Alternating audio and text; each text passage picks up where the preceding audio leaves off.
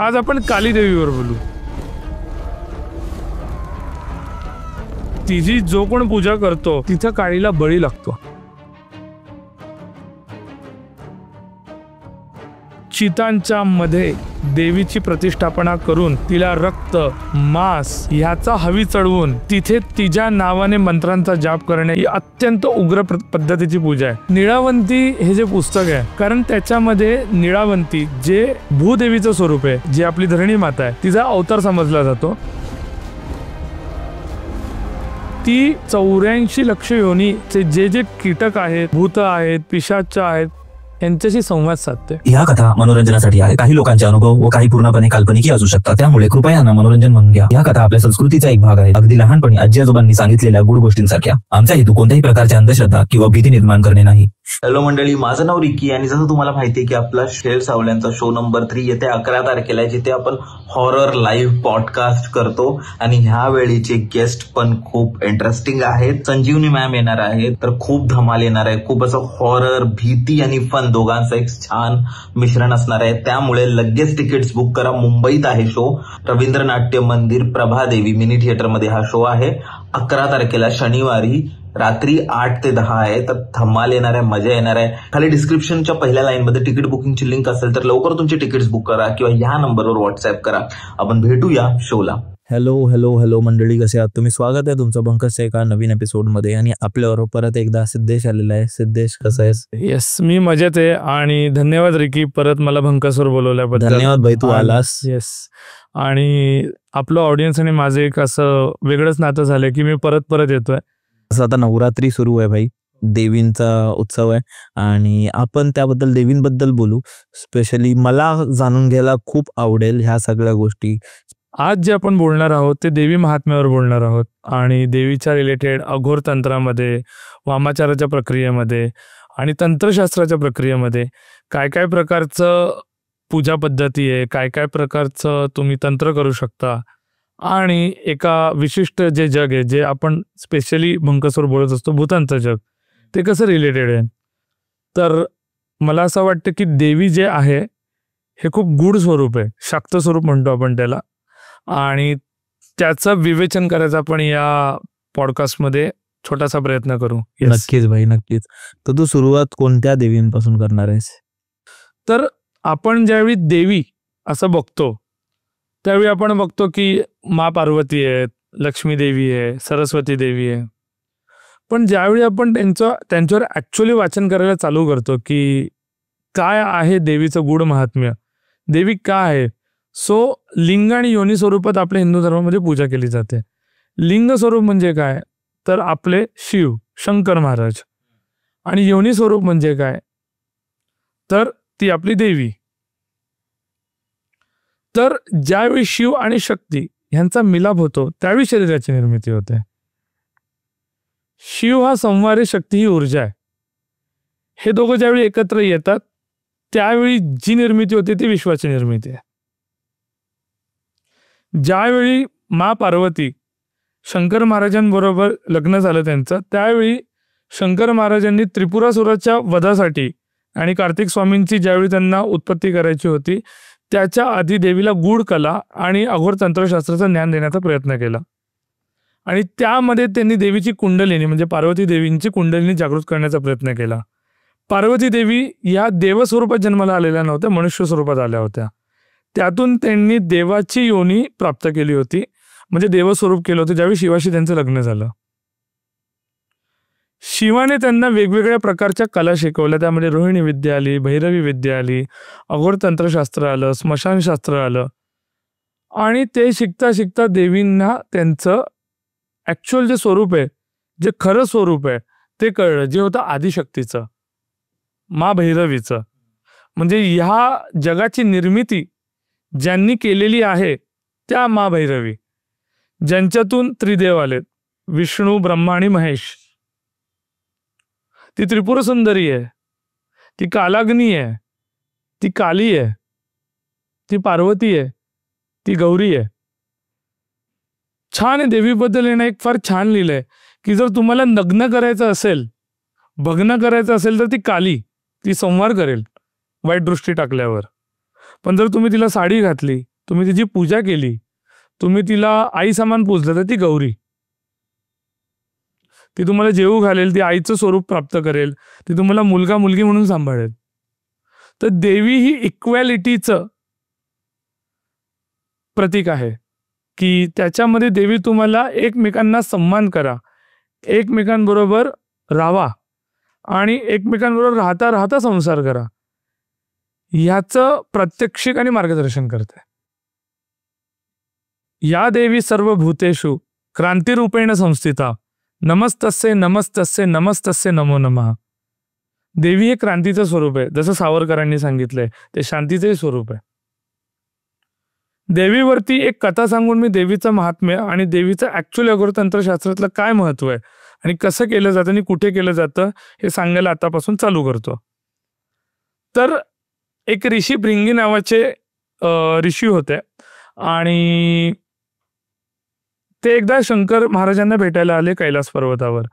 आणि the moment Shankar महाराजांना त्यांनी बघितलं, त्यांच्या शेजारी पार्वती देवी बसलेल्या होत्या आणि ते म्हटले की मी शंकराला बघतो वैरागी म्हणून, एक ब्रह्मचारी म्हणून, जो नग्न भग्न अवस्थेत फिरतो, जो स्मशानात नाचतो, जो तांडव करतो, जो राग फासतो, जो प्रेत खातो. मी नाही बघितले असं कोणत्याही बाईबरोबर. त्यांनी देवीचा टेक्निकली अपमान केला. पण भृंगी ऋषी हे खूप मोठे भक्त होते शंकरांचे. तर शिवा शेवटी बोळा, तो म्हटला की माफ करतो माफ करतो माफ करतो. देवीने पण आई म्हणून खूप पोटात चुका घातल्या.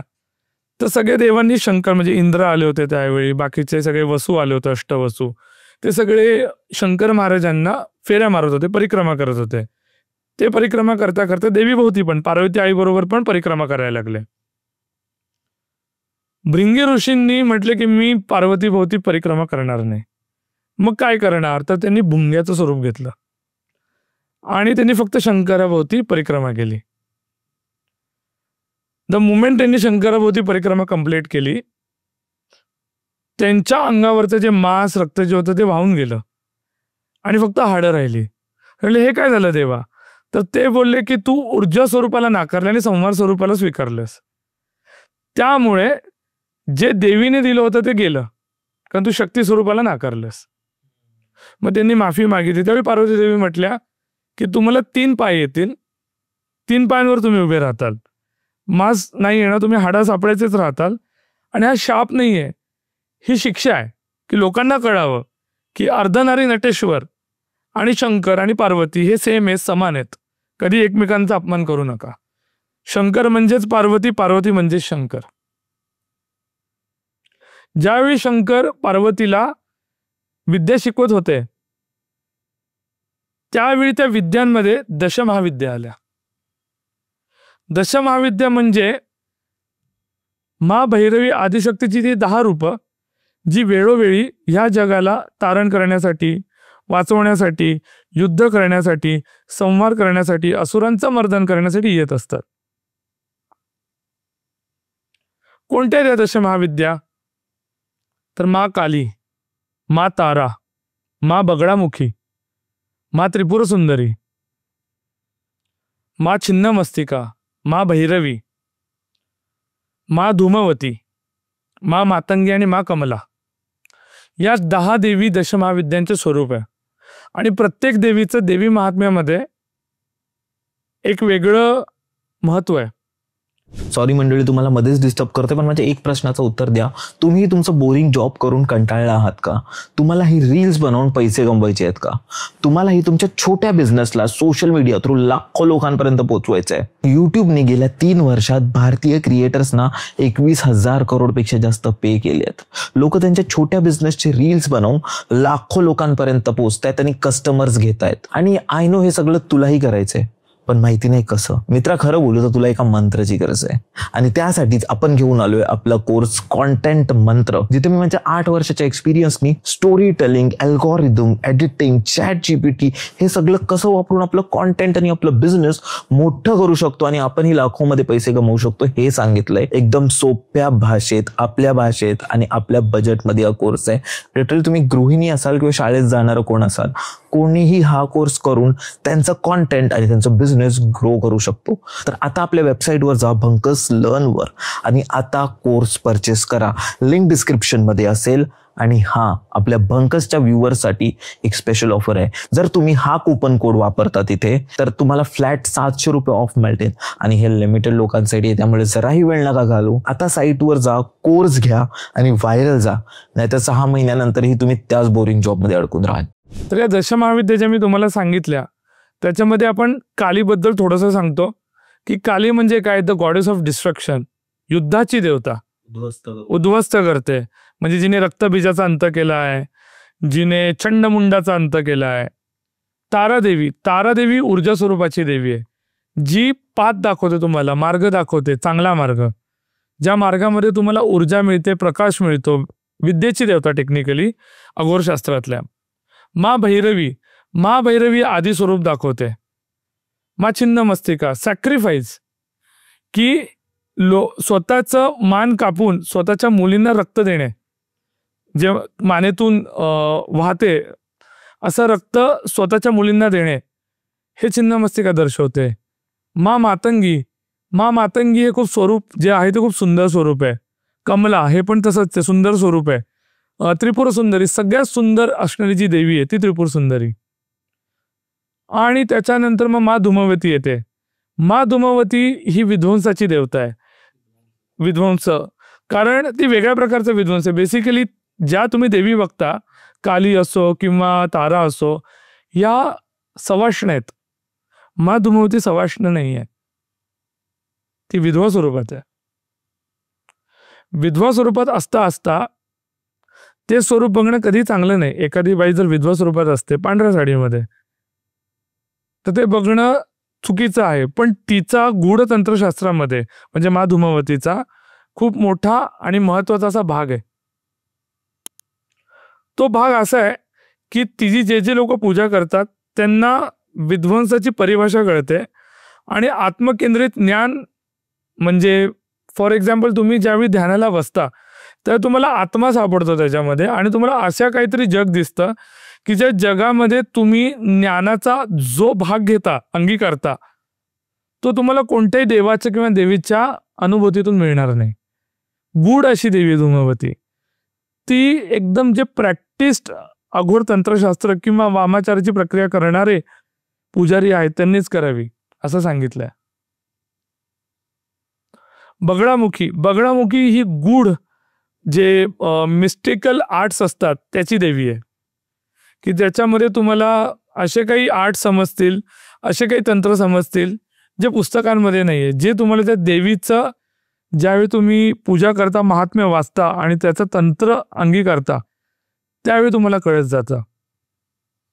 आज आपण काली देवीवर बोलू, माँ कालीवर, कारण सगळ्या देवींवर बोलणं म्हणजे आपल्याला एक एक भाग करावा लागेल.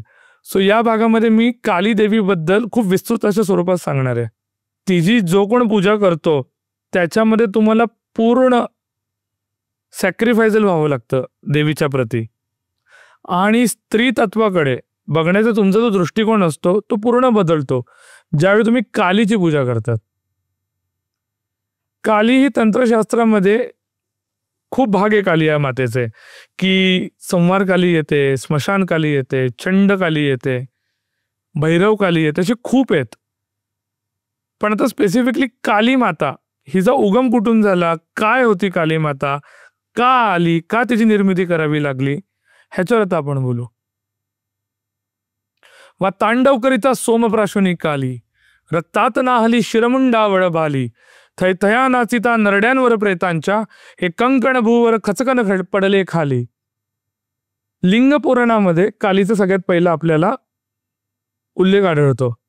तो काय आहे की दारुक नावाचा एक राक्षस होता आणि त्यांनी हजारो वर्षे तपस्या केली आणि शंकर भगवान त्याच्यावर प्रसन्न झाले.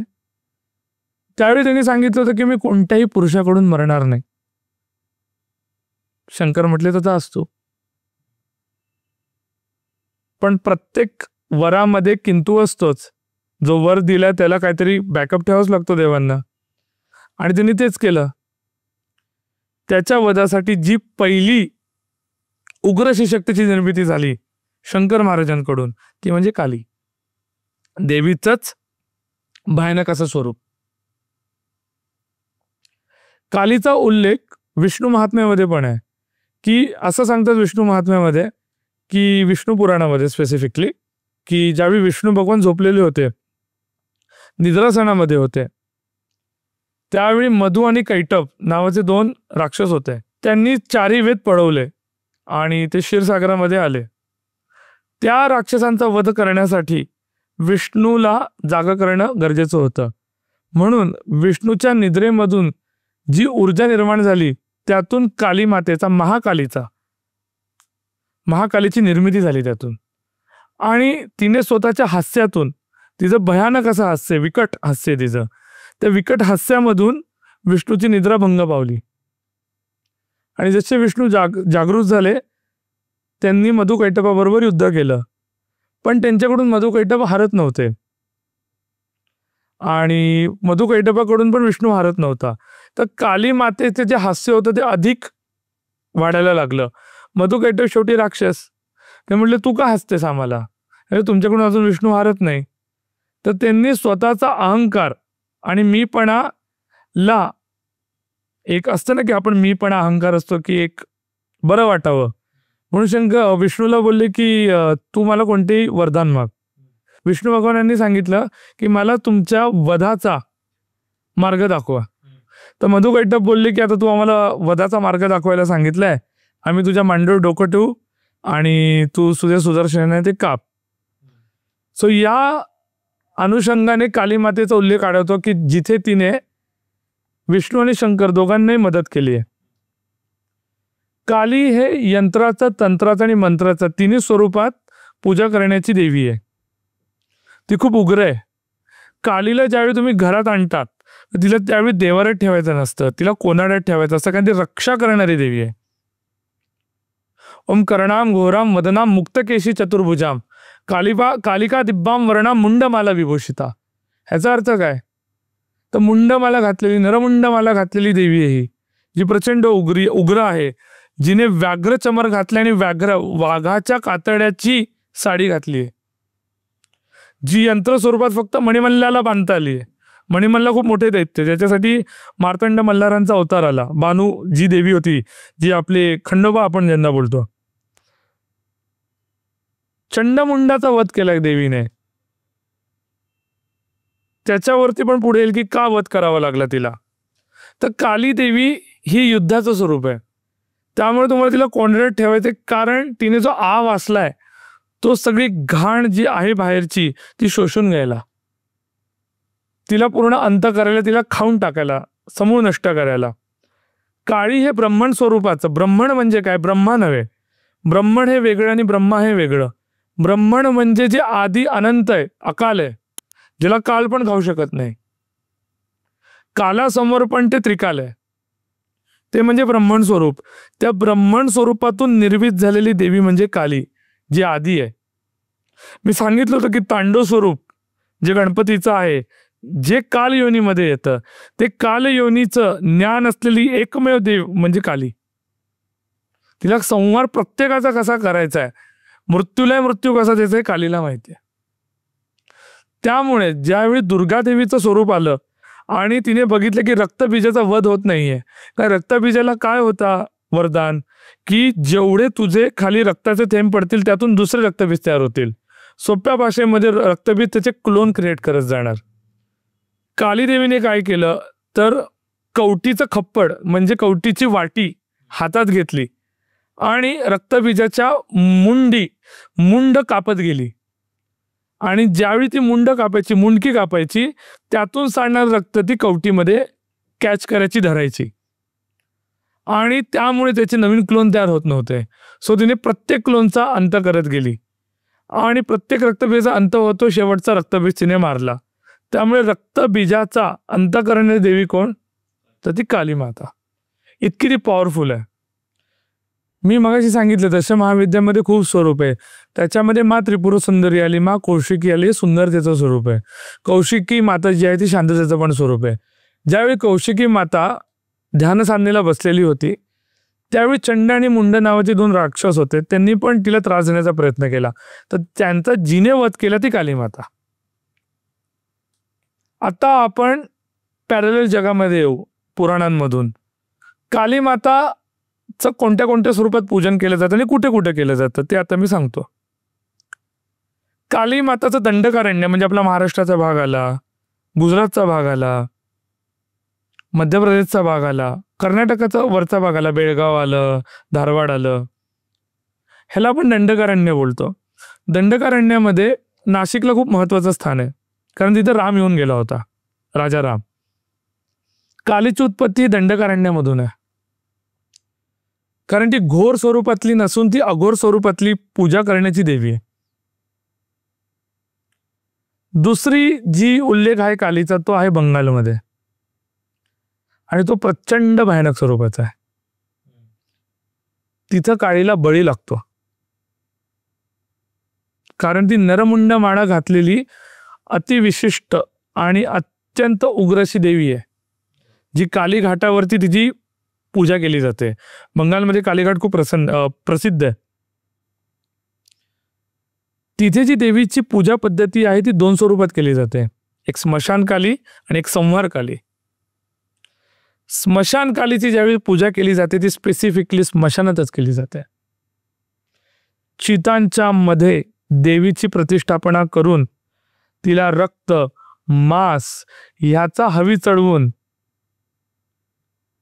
तिथे तिच्या नावाने मंत्रांचा जाप करणे, यंत्रांची पूजा करणे आणि तंत्राभ्यास करणे, या प्रक्रिया स्मशानकालीच्या पूजा पद्धतीमध्ये सांगितलेल्या आहेत. ही वाम प्रक्रियेची पूजा आहे, ही अत्यंत उग्र पद्धतीची पूजा आहे.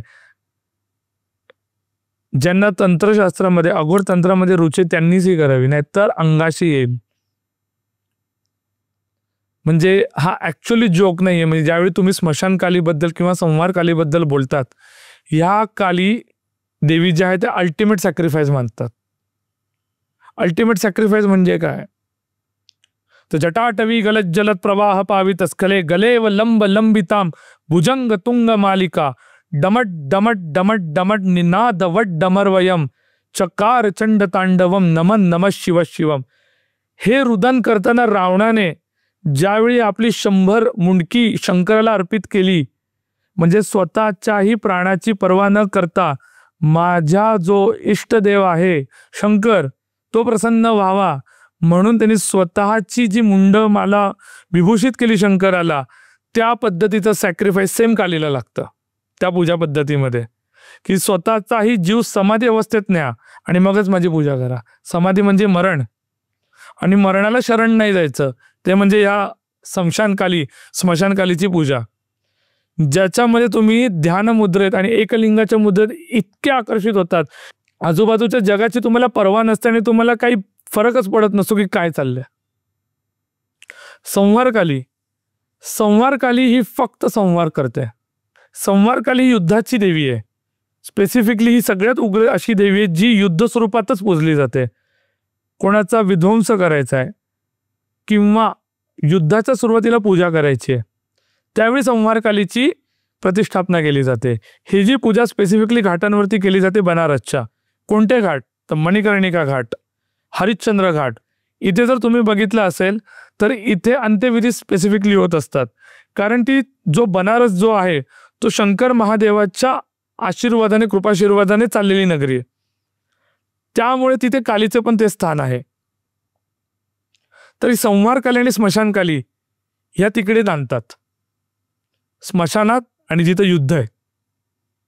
त्यामुळे ह्यांची ज्यावेळी तुम्ही पूजा करताल खूप सांभाळून करायची. ह्याच्या पुढे मी आता 64 योगिनींवर येतो. मी ह्याच्या आधी ही कथा सांगितली आहे की मणिकर्णिका घाटावरती का मणिकर्णिका घाटला ज्यावेळी तुम्ही पूजा करता आणि घाटावर जेव्हा तुम्ही पूजा करता त्यावेळी त्याचा इतिहास समजताना तुम्हाला असं कळतं की दक्ष राजाची एक पुत्री होती, ती म्हणजे माता सती. आणि सती देवी जी होती तिला शंकर महाराजांचा अपमान सहन झाला नाही, ज्यावेळी दक्ष राजाने अश्वमेध यज्ञ केला आणि त्या अश्वमेध यज्ञामध्ये त्यांनी शंकर महाराजांना त्यांची हवी दिली नाही आणि तिने स्वतःला म्हणजे सती माताने स्वतःला यज्ञामध्ये अर्पण करून टाकलं आणि ती त्यातून जळाली. शंकर महाराजांना त्यावेळी तो ताप असह्य झाला आणि त्यांनी सती मातेचं जे प्रेत होतं ते उराशी कवटाळलं आणि पूर्ण जगाभरात भ्रमंती चालू केली. विनाशाचाच देवता जर या सती मातेच्या दुःखामध्ये विलीन झालाय आणि त्यातून बाहेर पडू शकत नाहीये, त्यातून त्यांना बाहेर काढण्यासाठी विष्णू महाराजांनी सती मातेवरती सुदर्शन चक्र चालवलं, जी प्रेत होतं ते, आणि त्या बॉडीचे 64 तुकडे झाले आणि ते संपूर्ण भारतभर पसरले. आणि ते जे 64 आहेत तुकडे जे सतीदेवींच्या विग्रहाचे होते, त्यांना 64 योगिनी असं संबोधतात. ह्या 64 योगिनी आंतरिक गूढ प्रक्रिया, गूढ विद्या, पूजा पद्धती, दक्षिणाचाराच्या विद्या, उभयचाराच्या विद्या, वामाचाराच्या प्रक्रिया, त्याच्यानंतर शिव आणि सतीचं जे सूक्त आहे, म्हणजे ज्याच्यातून तुम्हाला लक्ष्मीचं प्रदान होईल, तुमच्या घरी पुत्र पुत्री दोघांची तुम्हाला उत्पत्ती होईल किंवा प्राप्ती होईल, या सगळ्यांच्या रिलेटेड ह्या 64 योगिनी आहेत, ज्या तुम्हाला प्रोटेक्ट करत असतात. त्या माता सतीशी रिलेटेड आहेत. त्याच्यानंतर जर तुम्ही आणखीन पुढे आला तर ह्यांच्या रिलेटेड खूप देवींची उदाहरणं देता येतील. प्रत्येक शहरामध्ये पण त्यांच्या मानाचे देवी असतात. जर तुम्ही पुण्यामध्ये गेलं तर आई चतुर्शृंगी आहे, तांबडी जोगेश्वरी आहे, पिवळे जोगेश्वरी आहे, गुडघेमोडी माता आहे, भवानी देवीचं मंदिर आहे भवानी पेठेमध्ये. त्याच्यानंतर तुम्ही मुंबईला आला तर महालक्ष्मी टेम्पल आहे, मुंबा देवी आहे. मुंबा देवी त्यामुळेच तर नाव पडले, कोळींची देवी आहे. आई एकवीर आहे, चंडिका देवी झाली, बरोबर. त्याच्यानंतर मग तुम्ही आणखीन थोडं पुढे आला तर तुम्हाला नाशिकला देवींचे स्थानं सापडतील, सीतामाईचं स्थान सापडेल. तर देवीचं सगळीकडे तुम्हाला स्थान सापडेल. परशुराम देवीची आई मा रेणुका, तिचे तुम्हाला मुल्लेर साल्लेर गडाचे इकडे स्थान सापडेल. तर असे खूप ठिकाणी तुम्हाला देवीचं महात्म्य कळेल, ज्याच्यातून तुम्हाला चंडमुंडाच्या वधापासून, रक्तबीजाच्या वधापासून, स्वतःचा पुत्र गणपतीचा ज्यावेळी शंकर महाराजांनी मुंडकं उडवलं, कसा वियोग केला आणि पुत्राच्या ह्याच्यासाठी सगळं जग भांड्याला समोर होतं तरी घाबरली नाही, ती पार्वती देवी, तिचं स्वरूप तुम्हाला दिसेल. त्यामुळे आपण यातून काय शिकावं तर देवीचं अल्टिमेट स्वरूप हे तुम्हाला समानता, एकता, प्रेम, करुणा, वात्सल्य ह्याची अनुभूती आणि ते करायला शिकवतं. कालीचं जे मी काही सांगितलंय त्याच्यामध्ये जर तुम्ही बघितलं असेल तर ते युद्धाचं जरी स्वरूप असलं तरी चांगल्या गोष्टींसाठीचं युद्ध. खूप असे आहेत विधी अघोर तंत्रामध्ये. मग नीलकांती यज्ञ झाला, भूत पिशाच प्रेत बांधणी विद्या झाली, ज्याच्यामध्ये कालीचं यंत्र आणि तंत्र वापरलं जातं, ज्याच्यामध्ये तुम्ही हडळ असेल किंवा तुम्ही शाकीण असेल, डाकीण असेल, ह्यांना कंट्रोल करू शकता. ही जी सगळी भूतप्रेत आहेत ह्यांच्यात 84 लक्ष योनी आहेत. आणि ह्या ज्या 84 लक्ष योनी आहेत ज्याच्यामध्ये पशु, पक्षी, प्राणी, झाडं हे सगळे येतात. आणि हे भूदेवीला माहिती आहे. आणि त्याच भूदेवीचं एक स्वरूप आपल्या पृथ्वी तलावर आलेलं होतं. आणि ते जे स्वरूप होतं ना ते खूप पुढे प्रसिद्ध झालं ब्रिटिशांच्या काळात. आणि त्या स्वरूपाचं नाव होतं निळावंती. निळावंती जी पुस्तकी आहे. येस, निळावंती हे जे पुस्तक आहे जे प्रचंड गूढ आहे आणि ब्रिटिशांनी 1935 साली या पुस्तकावर बंदी आणली. ब्रिटिश स्पेसिफिकली कोणती पुस्तकांवर बंदी आणायचे जे ब्रिटिशांच्या विरोधात क्रांतीसाठी उत्तेजना देतील किंवा बंड पुकारायला सांगतील किंवा देशभक्ती म्हणजे भारत राष्ट्र निर्माण व्हावं, सेपरेट निर्माण व्हावं. स्वतंत्र संग्रामी जे होते, स्वतंत्रता संग्रामी, त्यांच्या रिलेटेड जे पुस्तकं असायचे ते बेसिकली ते ब्रिटिश लोक बॅन करायचे. त्यामध्ये कम्युनिस्टांची पुस्तकं होती, त्याच्यानंतर खूप अशी सावरकरांची पण पुस्तकं होती. सो खूप अशी पुस्तकं होती जी ब्रिटिशांनी बॅन केलेली होती. नेहरूंची पण पुस्तकं आली त्यात. पण हे अचानक निळावंती नावाचं पुस्तक का बॅन केलं, त्याच्यावर बंदी का आणली ते कोणाला कळे ना. तर निळावंती पुस्तकाचा ज्यावेळी मी मागोवा घेण्याचा प्रयत्न केला त्यावेळी मला असं कळलं की हे ऐकिवात असं आहे, काही कथा निळावंती पुस्तकाच्या कुठून आलं, काय उत्पत्ती आली, तर हे नाथ संप्रदायाशी रिलेटेड असू शकतं. नाथ संप्रदाय म्हणजे आपले नवनाथ, आणि नाथ विद्या ही सगळ्या विद्यांमध्ये सर्वश्रेष्ठ मानली जाते, कारण ती प्रचंड गूढ आणि अवघड आहे. आणि त्याच्यामध्ये प्रचंड अवघड असं स्वरूपाचं ब्रह्मचार्य आणि लिंग भैरवाची पूजा, आणि दत्त संप्रदायातून त्रिदेवांची जी पूजा आणि भैरवी आईची जी पूजा आहे ती खूप अवघड पद्धतीत करावी लागते, तरच तुम्ही नाथ संप्रदायाला सांभाळू शकतात किंवा त्या नाथ संप्रदायाची पूजा करू शकतात. कडक असतं ते. गोरक्षनाथांनी कदाचित हे पुस्तकाची निर्मिती केलेली असावी. आणखीन एक उल्लेख आहे की काही जण म्हणतात की हा जो ग्रंथ आहे तो भास्कर भटांनी लिहिलाय, आणि म्हणजे गोरक्षनाथांपासून नसावा तो, आणि हा 1605, 1602 किंवा 1625 इसवी सन या कालावधीमध्ये लिहिलेला असेल. पण दुसरे पण काही पुरावे सांगतात की त्यांनी लीलावती नावाचा ग्रंथ लिहिला जो गणितावर आधारित होता. ऍक्च्युअल माहित नाही तो ग्रंथ काय लिहिलाय, कोणी लिहिलाय, पण तो प्रचंड गूढ आहे. तो का गूढ आहे? कारण त्याच्यामध्ये निळावंती जे भूदेवीचं स्वरूप आहे, म्हणजे जी आपली धरणी माता आहे तिचा अवतार समजला जातो. ती 84 लक्ष योनीचे जे जे कीटक आहेत, भूत आहेत, पिशाच आहेत, प्राणी आहेत, पशु आहेत, झाडं आहेत, वेली आहेत, फळं फुलं ह्यांच्याशी संवाद साधते. त्यातून गूढ असं जे ज्ञान आहे जे पशुपक्ष्यांकडे, नेचरकडे, निसर्गाकडे ते कळत जातं. त्या भाषेमधून तुम्हाला प्रत्येकाची भाषा अवगत होते. आणि कुठे गुप्तधन आहे का, गुप्तधन म्हणजे खजिना वगैरे कुठे आहे का तेही. येस, गुप्तधन, खजिना, राईट. गुप्तधन कुठे आहे, आणि ते नॉर्मल असं गुप्तधन नाही, म्हणजे प्रॉपर जे गुप्तधन आहे की ज्याचा मागोवा लागणार नाही, ज्याची मोजदाद करता येणार नाही, असं गुप्तधन. तो खूप जण त्याच्या पाठी आहेत, म्हणजे मांत्रिक आले, अघोर आलेत, किंवा चेटू विद्यामधले खूप जण आलेत. तर असं म्हणतात की सांगली जिल्ह्यातला कवठे महाकाळ ते आपलं जे छत्रपती संभाजीनगर आहे किंवा नाशिक पकडा तुम्ही, इथपर्यंत या भागामध्ये ही कथा घडलेली असावी. म्हणजे पश्चिम महाराष्ट्र आला, थोडा उत्तर महाराष्ट्र आला, या भागामध्ये ही कथा घडलेली असावी, ज्याच्यामुळे निळावंती नावाची एक स्त्री होती, ती देवीचं स्वरूप होती, आणि बाजा नावाचा त्याच्यावर एक प्रेम करणारा मनुष्य होता. पण आणखीन एक मांत्रिक होता ज्याला हे कळलं होतं की निळावंतीला ही विद्या अवगत आहे. सो त्याने तिच्यावर प्रेम, म्हणजे त्यांनी स्वतःचं प्रेम तिच्या विद्या मिळवण्यासाठी प्रदर्शित केलं, तिला वशीकरण करण्याचा प्रयत्न केला, आणि त्यात ती काही त्याला सापडली नाही, आणि त्यामुळे त्यांनी तिच्यावर ब्लॅक मॅजिक केली, आणि असं म्हणतात की ती कदाचित मेली असावी त्यात.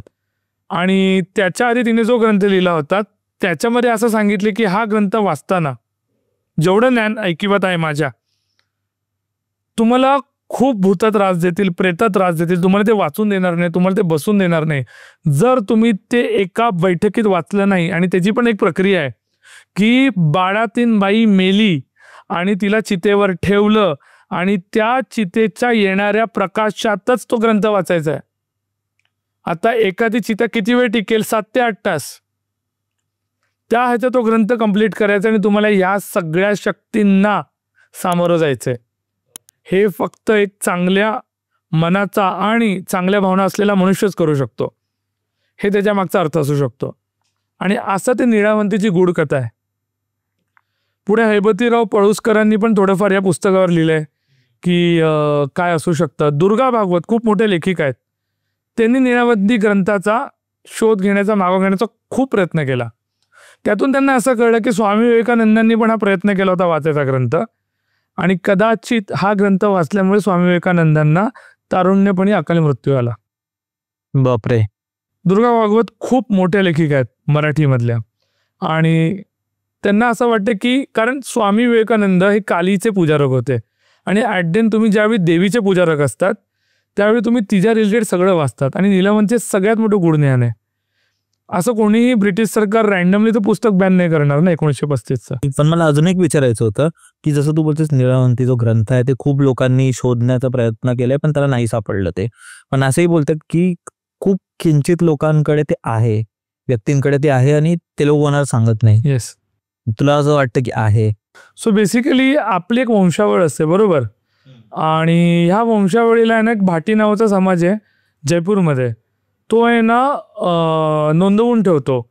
आणि असाच आणखीन एक समाज आहे पिंगळा म्हणून महाराष्ट्रामध्ये, जे स्पेसिफिकली दंडकारण्य आणि नाशिकच्या रिजनमध्ये राहतात. ते काय करतात? सो ते घरोघरी जातात आणि ना निसर्गाच्या रिलेटेड कथा सांगतात, लोकांचं एंटरटेनमेंट करतात. त्याच्यामध्ये निळावंती ग्रंथाचा उल्लेख आहे.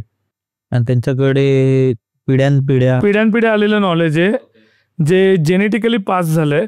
आणि असं म्हणतात की निळावंतीशी रिलेटेड असलेली ती आदिवासी ट्राईब आहे, ज्याला पिंगळा म्हणतात, जे एक 20-30 वर्षापूर्वी यायचे. आता ते दिसणं बंद झालेत, खूप जण बंद झालेत, म्हणजे स्मशान जोगते बंद झालेत, फासे पारजी आता दिसायचे बंद झालेत. तसेच पिंगळा, की ते घरी येणार आणि तुम्हाला विचारणार. किंवा मग एक पारध्यांमध्ये हेर खात्याची एक जमात होती, जी फक्त हावभावावरून लोकांना निदर्शित करायची की पुढे काय चाललंय. म्हणजे ते फॉर एक्झाम्पल धरून चाल की येळकोट येळकोट जय मल्हार हे गाणं आहे, तर तो माणूस हावभावावरून दाखवणार, एकदम लांबून 1 किलोमीटर असेल किंवा 100 मीटर असेल, तो समोरचा ओळखणार. तर शिवाजी महाराजांचं जे हेर खातं होतं ना, हे या विद्येमध्ये निपुण होतं, बहिर्जी नाईकांचं. आणि अशी खूपशी जमाती आहेत की ज्यांच्या पिढ्यानपिढ्या आलेल्या ज्या कथा आहेत किंवा जे त्यांच्या ते ज्यांचे अंगीभूत असलेले गुण आहेत, ते नंतर नामशेष झाले, कारण ती कामं करायची बंद झाली. त्यांच्या पुढच्या पिढी कदाचित त्या नोकरी धंद्याला लागले असतील. पिंगळा समाजाचं पण तेच झालं. कर्नाटक आणि नाशिकमध्ये ही जी फिरणारी जमात होती, हळूहळू बंद झाली, नामशेष गेले. आता दिसत नाही हे लोक की घरासमोर येऊन तुम्हाला धान मागणार, त्याच्या मोबदल्यात ते कथा सांगणार, तुमचं एंटरटेनमेंट करणार. तर अशा आहेत कथा खूप निळावंतीशी रिलेटेड. आणि तेच निळावंतीचं जे मी पुढे सांगत होतो विस्तृतपणे, की जे आहेत पाताळ, त्याचा तिने उल्लेख झाला त्या पुस्तकामध्ये. तरी पाताळ कोणते? हे 7 पाताळ आहेत. 7 पाताळ आहेत, ज्यांची नावं पुढील प्रमाणे: अतल एक, दुसरं येतं वितल, तिसरं येतं सुतल, चौथं येतं तलातल, 5वं येतं रसातल, 6वं येतं महातल आणि 7वं येतं पाताळ. जे वितल आहे, इथं माया नावाचा जो राक्षस आहे, ज्यांनी मयसभा बांधली अर्जुनाची, जी इंद्रप्रस्थला बांधली होती, सगळ्यात मोठा राजा, म्हणजे जो राक्षसांचा विश्वकर्मा, त्या माया नावाच्या ज्या राजाने लंका पण बांधायला मदत केली पुढे, तो राजाचा जो मुलगा आहे बाला, तो अतलमध्ये राहतो. त्याला 96 प्रकारच्या माया माहिती आहेत, ज्यात गुप्तधन पण येतं बाय द वे. दुसरं येतं सुतल. सुतलमध्ये कोण राहतो? तर बळीराजा. बळीराजा कोण असतो? तर बळीराजाने तिन्ही ज्यावेळी जग जिंकले होते, म्हणजे स्वर्ग, पृथ्वी आणि पाताळ, त्यावेळी त्यांनी राजसूययज्ञ केला. आणि त्याच्यामध्ये जो कोण ब्राह्मण येईल त्याला मी तो जो मागेल ते देईन, हे त्यांनी वचन दिलेलं होतं.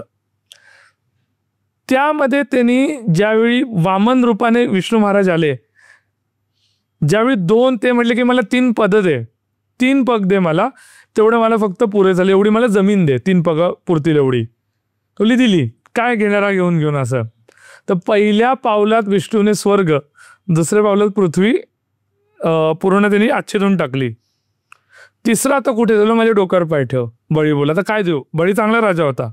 मग त्याला सुतल नावाचं जे आहे पाताळ, त्याचा विष्णूने राजा केला. हा राजा चांगला आहे. राक्षसांमध्ये सगळ्यात चांगला राजा बळीराजा. जे वितल आहे, जे आता मी आणखीन तिसरं पुढचं बोलतोय, अतल, वितल आणि सुतल. जे आता वितल सांगतोय मी, वितलामध्ये हटकेश्वर नावाचा शंकराचा अवतार राहतो आणि इथून हटकी नदी वाहते, जी राक्षसांच्या दृष्टीने त्यांच्यासाठी खूप पवित्र नदी आहे. का हटके नदी महत्वाची आहे? हटकी नदी कारण समुद्रमंथन ज्यावेळी झालं त्यावेळी देवांना अमृत भेटलं, राक्षसांना काहीच भेटलं नाही.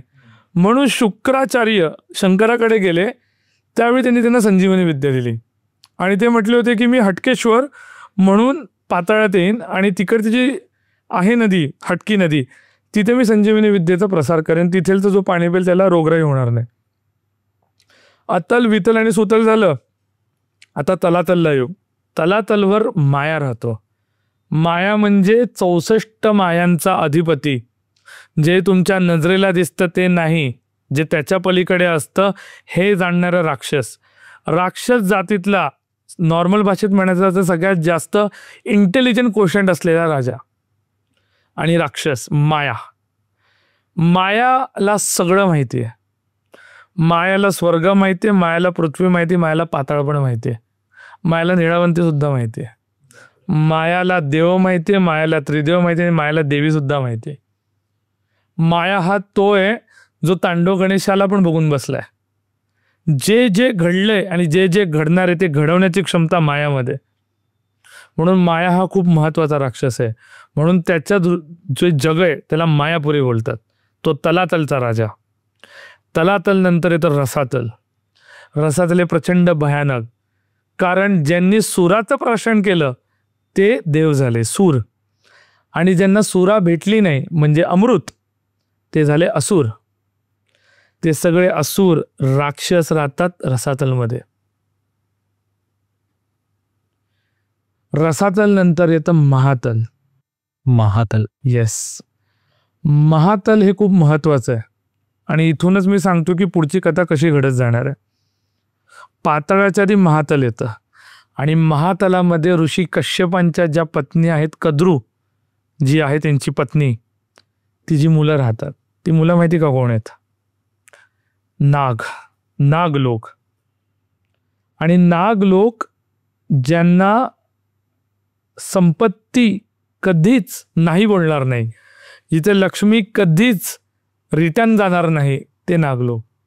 इथं तुम्ही म्हणता स्वर्ण, माणक, हिरे, पाचू, जे हवं ते त्या नागलोकामध्ये.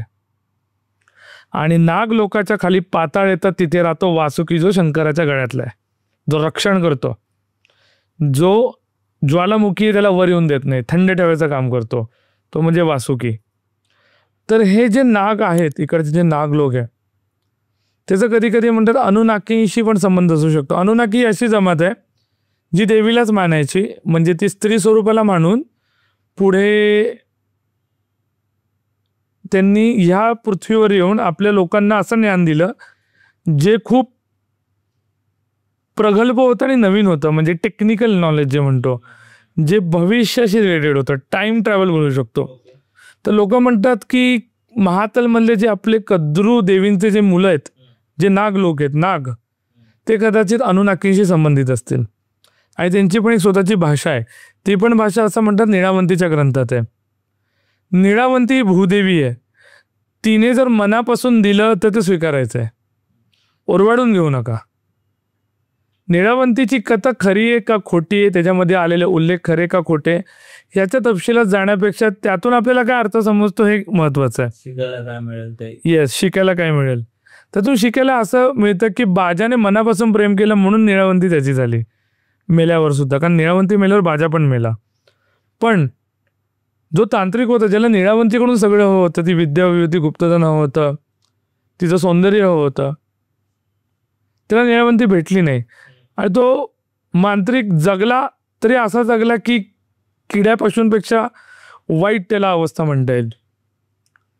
तर मला असं वाटतं की निळावंती जो आहे हा विषय आपण आहे ना प्रगल्भपणे आणि स्त्रियांना सन्मान कसा द्यावा या दृष्टीने वाचन करावं. बरोबर. निसर्गावर का प्रेम करावं या दृष्टीने आपण वाचन करावं. पशु पक्षी झाले.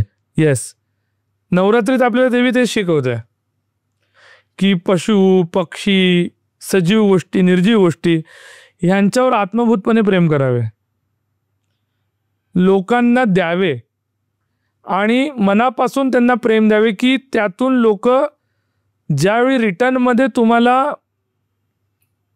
विचार करतील की काय असेल हा मनुष्य, तर पॉझिटिव्ह भावना यायला पाहिजे. नवरात्रीमध्ये खूप गोष्टी पाळायच्या पण असतात. काही जणांच्या घरी घट बसतात, काही जणांच्या घरी परडी देखील असते. लोक म्हणतात परडी नाचवणे वगैरे, सगळे अंगात येणे, देवी अंगात येणे. तर अशा वेळी म्हणतात की चटईवर झोपावे, पायामध्ये चप्पल घालू नये. काही जण निर्जल उपवास करतात नवरात्रीमध्ये, घागऱ्या फिरवणे, असे बाकीचे सगळे विधी चालतात नवरात्रीमध्ये. आणि असंही म्हणतात ना की नवरात्रीमध्ये भूत जास्त असतात, ऍक्टिव्ह असतात, आत्मा जास्त ऍक्टिव्ह असतात, हे खरं आहे? हो, हे खरं आहे. अशी एक केस होती आणि ही केस 2016-17 सालची आहे. त्यावेळी मी नवीन नवीन होतो आणि मी वाचन करत होतो. नवरात्रीमध्ये अष्टमीच्या दिवशी जो कालीचा असतो, स्पेसिफिकली मी जे तांडव गणपतीत पण सांगितलंय की ब्लॅक मॅजिक का करावी, तर दुष्टांचं निराकरण करायला. पण अशा पण खूप गोष्टी आहेत ज्याच्यामध्ये एखादा माणूस जळून जारण किंवा मारण विद्या करतो जवळच्या लोकांवर. तर एक मुलगी होती आणि ही जी गोष्ट आहे ती अंमळनेरची आहे आणि ते अंमळनेरला होते, पण इकडे पुण्यात ते राहायला आले होते वास्तव्यास. आणि आता प्रत्येक दिवशी प्रत्येक देवीचा एक महिमा असतो. संक्रांतीची पण देवी असते, ती गाढवावरून आली कशावरून आली हे आपण बघत असतो. तसं 8व्या दिवशी हा कालीचा असतो. त्यावेळी स्पेसिफिकली अष्टमीला आहे ना कालीची पूजा केली जाते. ब्लॅक मॅजिक रिलेटेड जे विधी असतात ते केले जातात.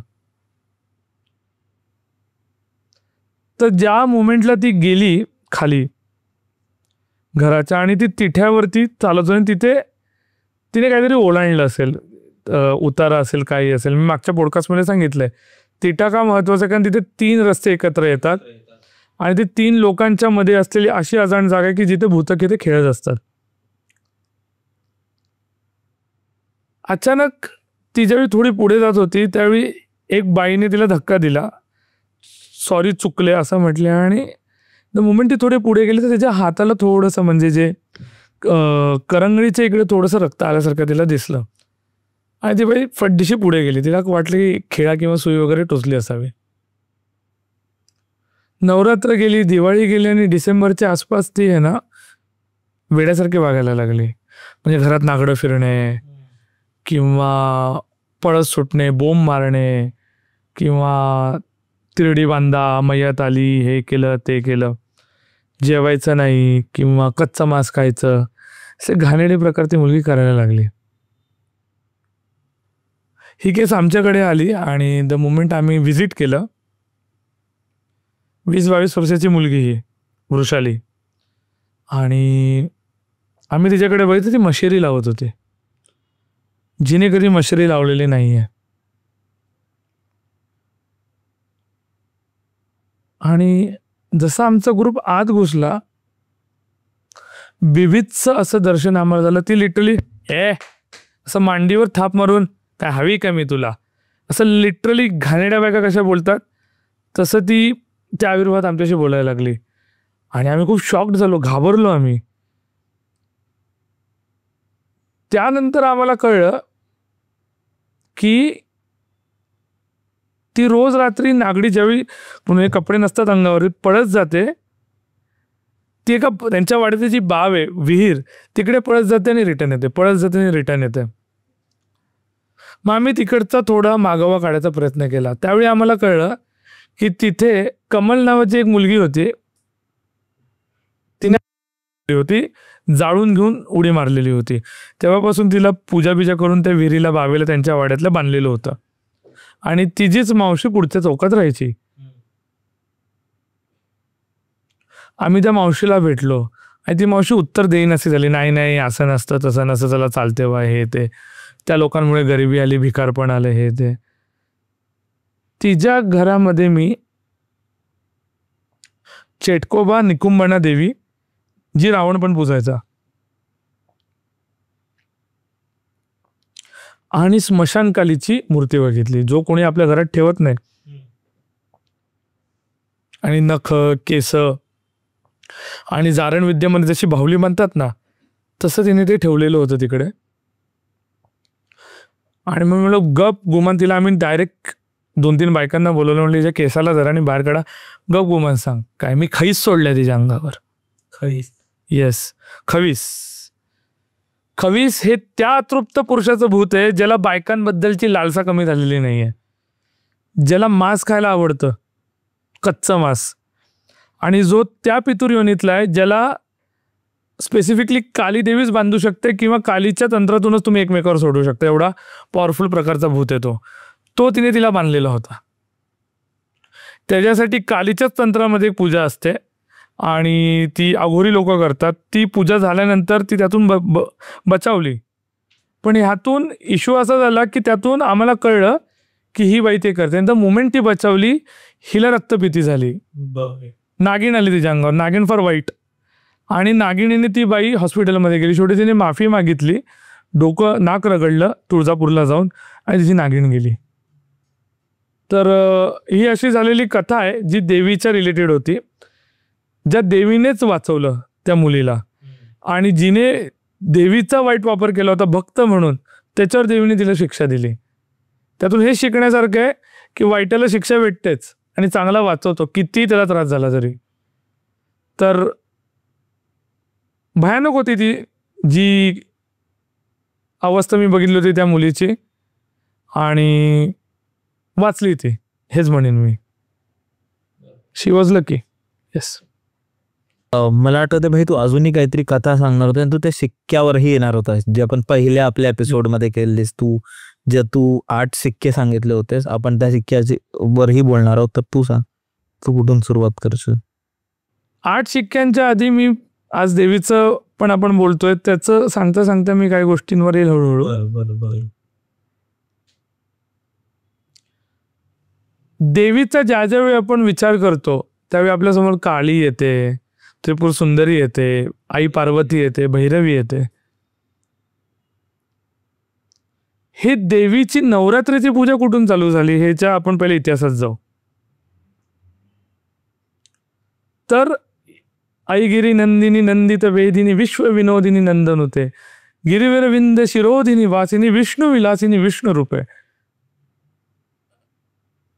महाराष्ट्र हे देवांचं राज्य आहे, बरोबर. जिथे देव वाचले, मराठ्यांनी देवळं वाचवली. जिथं देवळं फुटत होती, काशी मथुरा संपली होती, तिथं शिवाजी महाराजांनी नाशिकचा विश्वेश्वर वाचवला, कसब्याचा गणपती वाचवला. हे आपल्या महाराष्ट्राची महती आहे.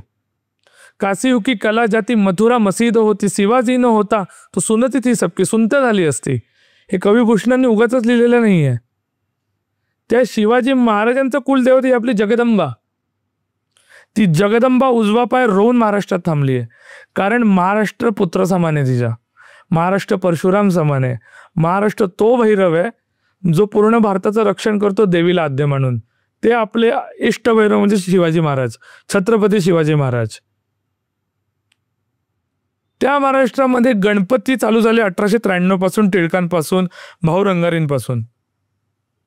पुढे बाळासाहेब ठाकरेंचे जे पिताश्री होते, प्रबोधनकार ठाकरे, केशव ठाकरे, ते म्हटले होते की आपण देवीचं पण का नको करायला.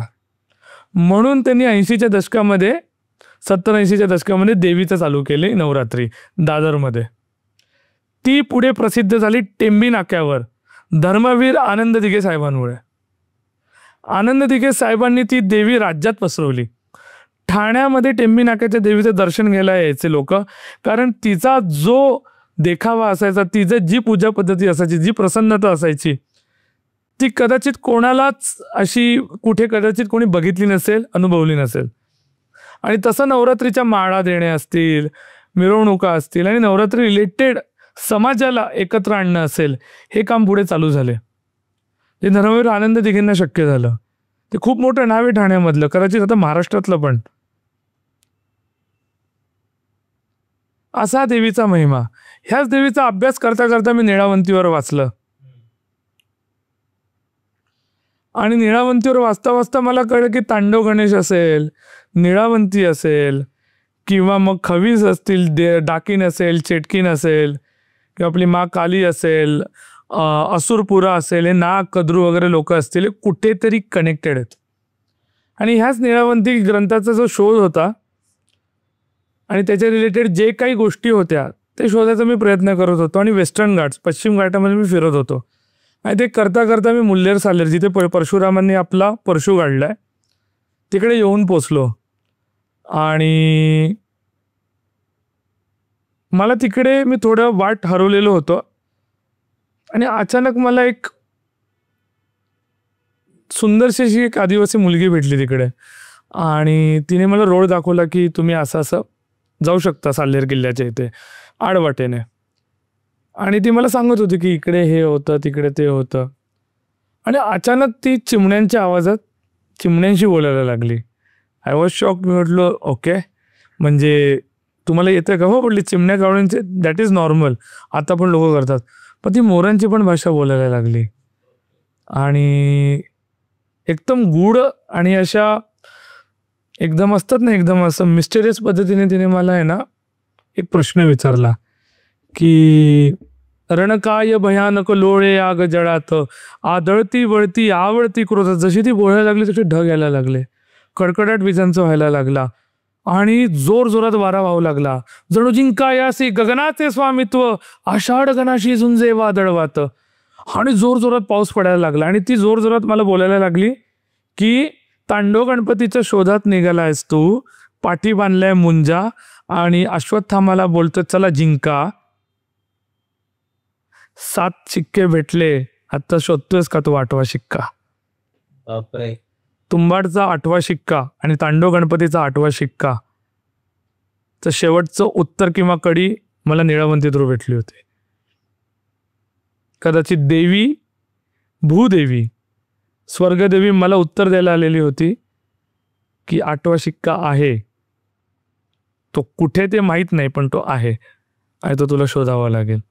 ते तो नागलोकात आहे, पाताळ लोकात आहे का इष्टलोकात आहे ते माहीत नाही, पण 8वा शिक्का आहे. मंडळी, हा रेफरन्स होता सिद्धेश बरोबर केलेल्या पहिल्या पॉडकास्ट मधून, जिथे सिद्धेशनी त्याच्या 8 शिक्क्यांची गोष्ट सांगितली होती. तर तुम्ही तो पॉडकास्ट नसेल बघितला तर हा पॉडकास्ट आहे, तर नक्की बघा जाऊन. आणि आपण भेटूया पुढच्या पॉडकास्टमध्ये. चॅनलला सबस्क्राईब करा आणि तिकीट बुक करायला विसरू नका.